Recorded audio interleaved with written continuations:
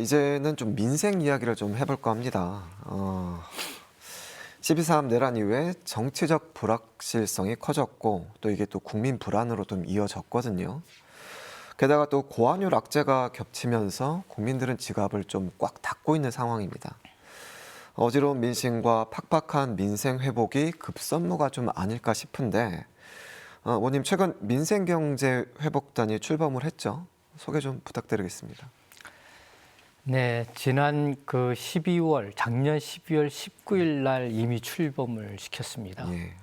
주요하게 제가 그때도 지역을 다녔을 때 어렵다, 힘들다.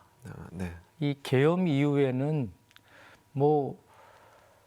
한 테이블 정도 손님이 있을 정도이다. 소주 한 병 정도 팔기에도 벅차다. 네. 예전에는 주문이라도 있어서 배달이라도 했는데 이제는 아예 주문이나 아예 가게에 들어오질 않는다. 이런 말씀이 많으셨던 겁니다. 그래서 이 민생 회복 문제, 경제 회복 문제가 굉장히 심각하고 빨리 대처 방안들을 만들어야겠다. 그래서 우리 당이 선제적으로 민생경제 회복단을 만든 것입니다. 네. 그래서 그런 것을 뒷받침하기 위한 입법 과제를 발굴하고 네. 그리고 우리나라가 경제적으로 우뚝 서기 위해서는 AI, 반도체, 미래 전략 산업을 또 키워야 하거든요. 많이 뒤처졌습니다. 그리고 이것을 뒷받침하기 위해서는 추경을 통해 가지고 튼튼한 예산을 뒷받침해야 되지 않겠습니까? 이 세 가지 임무를 부여받고 활동을 시작을 하게 되었습니다. 지금 현재 단장님을 맡고 계시잖아요. 그럼 단화 안에서 어떤 내용들이 좀 논의가 되고 정책적으로 지금 좀 시행되고 있는 부분이 좀 있을까요? 네. 어떻습니까? 이미 민생경제회복단에서 발굴한 민사집행법이라고 있는데 이게 서민들이 이렇게 빚을 지다 보면은 압류를 당하지 않습니까? 그런데 모든 본인이 소유한 계좌를 압류당하게 됩니다. 네. 그러면 완전 터전을 회복할 수 있는, 재개할 수 있는 기반을 잃어버리지 않습니까? 그래서 최소한의 생계비 계좌는 압류하지 못하도록 하는 법입니다. 네. 이것을 먼저적으로 만들어가지고 본회의를 통과를 시켜냈습니다. 네. 이렇게 뒷받침을 해 나가야죠. 이것뿐만이 아니라 이제 AI 기본법 이것도 이제 통과가 된 상황이고요. 네. 그리고 이제 반도체법도 이제 통과를 시키려고 노력을 할 생각이고요. 그리고 이제 지역화폐법이라고 해서 이미 우리 춘천도 700억 원 가까운 지역화폐를 선도적으로 발행을 해서 골목 상권을 살리기 위해서 지금 선도적 노력을 해서 모범 사례로 전국적으로 회자가 많이 되고 있는 상황이거든요.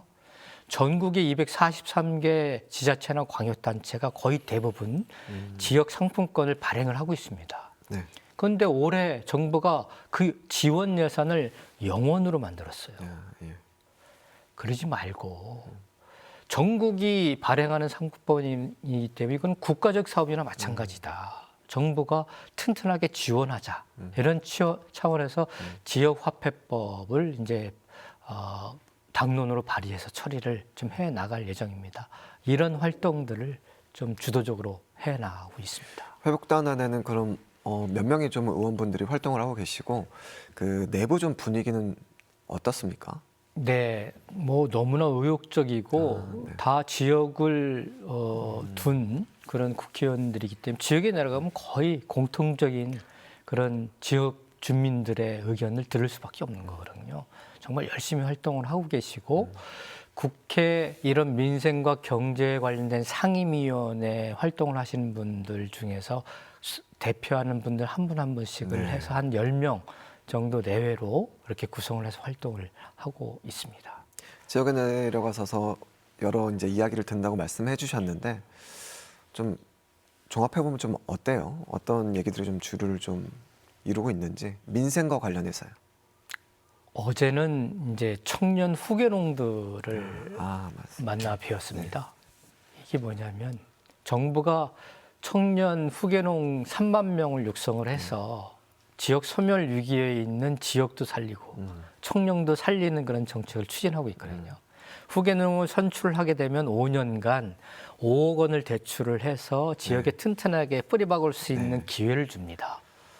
그런데 갑자기 후계농을 선출해 놓고 또 선출 기준, 지원 기준을 바꿔가지고 네. 거기에 74%의 청년들을 탈락을 시켜버려요. 네. 근데 이미 대출을 받아서 땅을 사고 스마트팜, 비닐하우스, 시설을 설치를 했는데 탈락을 시켜버리니까 대출을 갚을 수 없는 그런 환경에 처해지게 된 것서 빚더미에 네. 그냥 내몰고 말아버리는 거죠. 농촌을 살리겠다고 어머님, 아버님을 뒷받침하겠다고 자신의 부푼 꿈을 실현시키겠다고 내려갔는데 정부가 이런 정책 실패를 통해 가지고 청년들의 실패들을 오히려 붙이고 있는 거죠. 이 얘기를 들었습니다. 너무나 가슴이 아프더라고요. 추경을 통해서 이러한 자금 집행을 제대로 하고 청년들의 꿈들을 실패하지 않게끔 더 도와줘야 된다고 생각을 합니다. 예. 좀 구체적인 좀 대안이 좀 마련되기를 좀 기대를 하고 좀 다음 주제로 좀 넘어가 보도록 하겠습니다. 이게 민생경제만 빨간불이 켜진 게 아니거든요. 전국 지방자치단체가 올해 발행 예정인 지방채 규모가 무려 8조 5천억 원에 달하는 것으로 이제 집계가 됐습니다. 의원님, 지방채 규모가 어마어마한데 왜 이런 일이 벌어진 건가요? 23년도에 한 60조 원 정도의 세수 펑크가 네. 이루어졌어요. 작년도에는 한 20조 가까운 그런 또 세수 펑크가 네. 있었고요. 그러다 보니까 국가 재정이 어려워지니까 국가 재정 중에 그 내국세를 걷어가지고 뭐 19% 한 20% 정도로 지방 교부세나 지방 교육재정 교부금을 의무적으로 내려보내게끔 되어 있습니다. 예. 근데 세수가 거치지 않으니까 거치지 않은 만큼 거기에 비율을 또 삭감을 해가지고 교부세를 18.6조 원 또 작년에 6.5조 원 정도를 삭감해가지고 미교부를 한 상황입니다. 그거는 온전하게 지자체장이 재량 사업으로 지역 주민들을 위해서 사업을 구상을 해가지고 집행하는 예산이거든요. 그만큼 예산이 깎이니까 지방 재정도 더욱더 어려워지고 지방 교육 재정도 더욱더 어려워지게 되는 것이죠. 그러니 꼭 해야 되는 지방 사업을 위해서 지방 자치단체가 지방채를 발행을 해가지고 메꿀 수밖에 빚을 낼 수밖에 없는 상황인 없는 상황으로 거죠. 계속해서 악순환의 고리가 만들어지게 되는 것이죠. 강원도 경우도 지방채 발행 규모가 1,700억 원으로 나타났습니다. 지금 국회 예산결산심의위원회 활동도 하고 계시잖아요. 관련해 좀 대응책 이게 어떤 게 좀 있을까요? 강원도도 한 이런 교부금이 삭감되어서 한 1,300억 정도가 삭감이 됐습니다. 이제 더욱더 심각한 것은 이 지방채도 공공관리자금이라고 공공기금 관리자금기금이라고 있거든요. 공공자금 관리기금.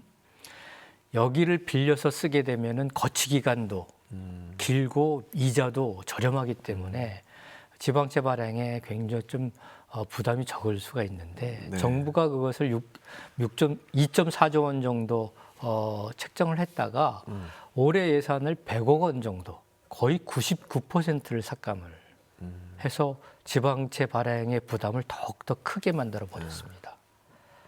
그래서 해야 될 일은 지방 교부금을 약속한 대로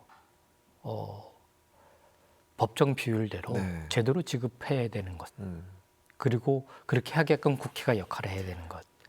그리고 공공관리 기금에서 지방채 인수를 좀 더욱더 예산을 늘려서 하게끔 하는 것. 이런 것이 필요하다 생각을 하고 있고 그렇게 되도록 국회에서 최선을 다해서 노력해 나가겠습니다. 예, 효과적인 좀 대책을 기대를 해보고